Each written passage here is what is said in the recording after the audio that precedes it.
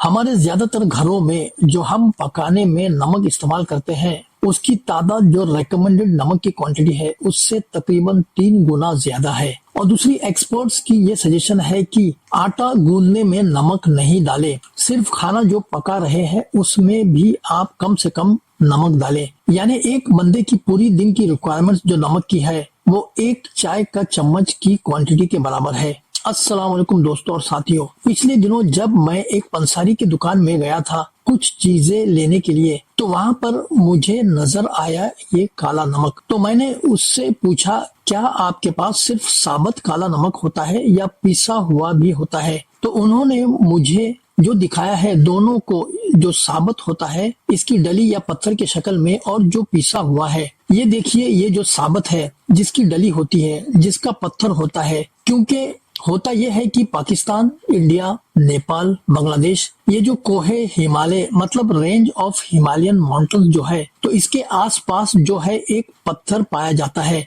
जिसको बाद में फिर प्रोसेस किया जाता है। इसे काला नमक इसलिए नहीं कहते हैं कि मार्केट में ये काले रंग का पाया जाता है, बल्कि ये जब मिलता है पत्थर के शक्ल में किसी हद तक काले रंग का होता है, इसलिए इसका नाम काला नमक है। तो इसे फैक्ट्रीज में प्रोसेस किया जाता है 800 डिग्री सेंटीग्रेड में। बड़ी चीजें इसमें शामिल की जाती है और कुछ निकाली भी जाती है। काफी हद तक प्रोसेस करने के बाद फिर इसकी हालत बनती है वो आप ये देख रहे हैं पीसे हुए। तो ये है जी जिसे हम काला नमक कहते हैं। लेकिन आप गौर करें इसके रंग पर। ये जो वीडियो में आपको नजर आ रहा है कि बुनियादी तौर पर इसका जो कलर है ये काला नहीं है, बल्कि ये थोड़ा सा पिंकिश है। लेकिन क्योंकि इसकी जो शुरुआत है वो काले रंग वाली पत्थर से होती है, इसलिए इसको काला नमक कहते हैं। ये पूरा प्रोसेस होता है और फिर ये मार्केट से हमें मिलता है। ये आपको इस्तेमाल करना चाहिए क्योंकि इसके अंदर सोडियम जो टेबल सॉल्ट होता है, सफेद रंग का जो नमक होता है,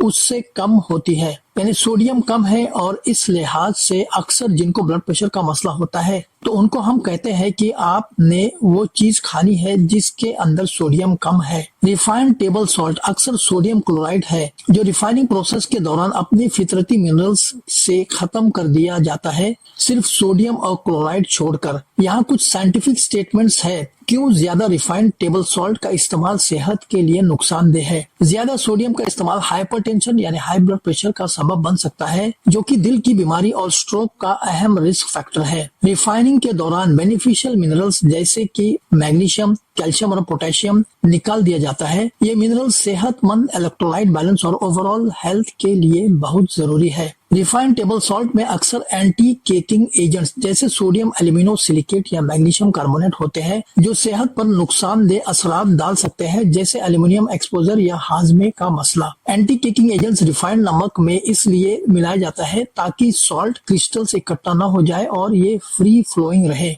नमक फितरतन हवा से नमी को एब्जॉर्ब या सोख लेता है। जब नमक नमी को एब्जॉर्ब करता है तो क्रिस्टल्स इकट्ठा होकर पत्थर का शक्ल बन जाता है। एंटी केकिंग एजेंट्स ज्यादा नमी को एब्जॉर्ब करने और इकट्ठा होने से बचाता है। घर और इंडस्ट्रियल सेटिंग्स में ये जरूरी है कि नमक आसानी से गिर सके। एंटी केकिंग एजेंट्स नमक के फ्री फ्लोइंग नेचर को बरकरार रखने में मदद करते हैं, जिसे नापना और इस्तेमाल करना आसान होता है, खास तौर पर कुकिंग और फूड प्रोसेसिंग में। जबकि इन एजेंट्स को फूड सेफ्टी और अथॉरिटीज के मुताबिक कंट्रोल हदों में इस्तेमाल करने पर सेफ माना जाता है। ज्यादा या लंबे अरसे तक इस्तेमाल सेहत के लिए खतरनाक हो सकता है। मशवरा दिया जाता है कि अनरिफाइंड या कम से कम प्रोसेस सॉल्ट्स का इस्तेमाल करें, जैसे काला नमक जो आम तौर पर इन एडिटिव्स का नहीं इस्तेमाल करते हैं। ज्यादा सोडियम का इस्तेमाल गुर्दे पर स्ट्रेस डाल सकता है जो किडनी डिजीज का सबब बन सकता है या मौजूदा किडनी कंडीशंस को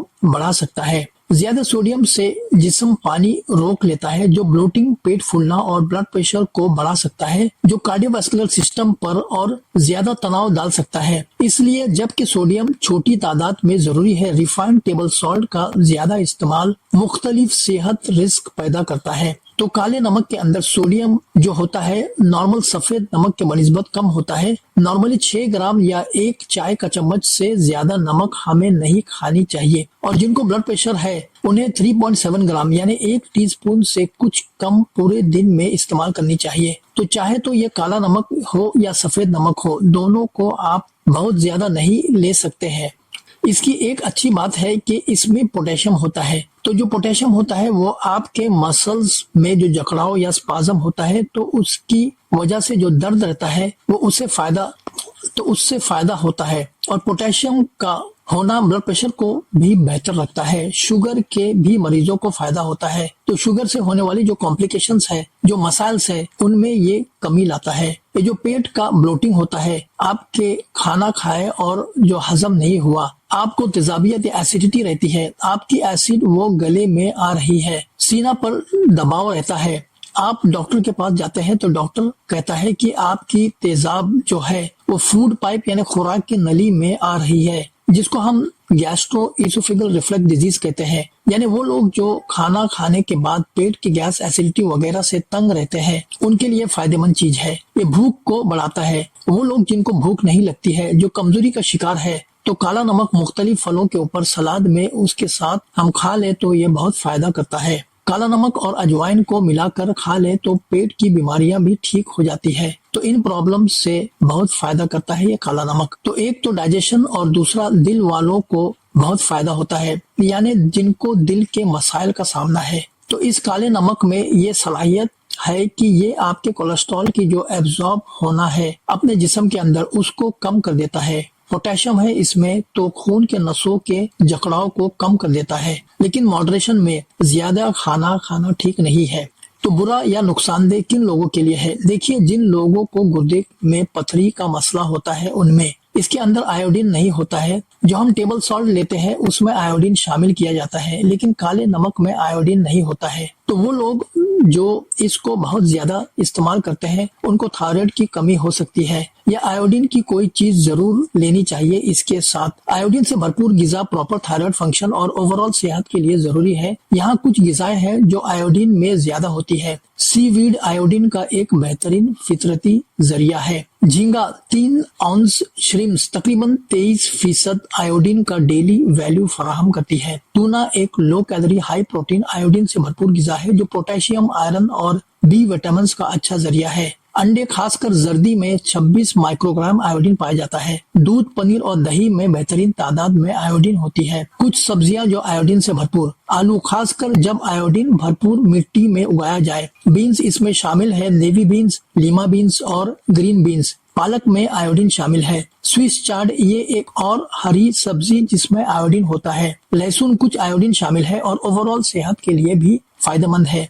इस नमक में फ्लोराइड ज्यादा होता है सफेद टेबल सॉल्ट या नमक के बनिस्बत। तो डेंटल फ्लोरोसिस एक चीज होती है कि दांत के ऊपर एक एनामल होता है, एक तह होता है, तो ये खराब होना शुरू हो जाती है। तो बच्चे अगर ज्यादा इस्तेमाल करेंगे इस काले नमक को तो उनको ये मसला भी जन्म ले सकता है। इस वीडियो या इस तरह की कोई और वीडियो इस चैनल से अगर आपको लगती है कि किसी दूसरे को फायदा दे सकती है तो नीचे शेयर के ऑप्शन को क्लिक करें, कॉपी करें लिंक को और किसी भी सोशल मीडिया प्लेटफॉर्म पर शेयर कर दें। आप अपना और अपने फैमिली का ख्याल रखें।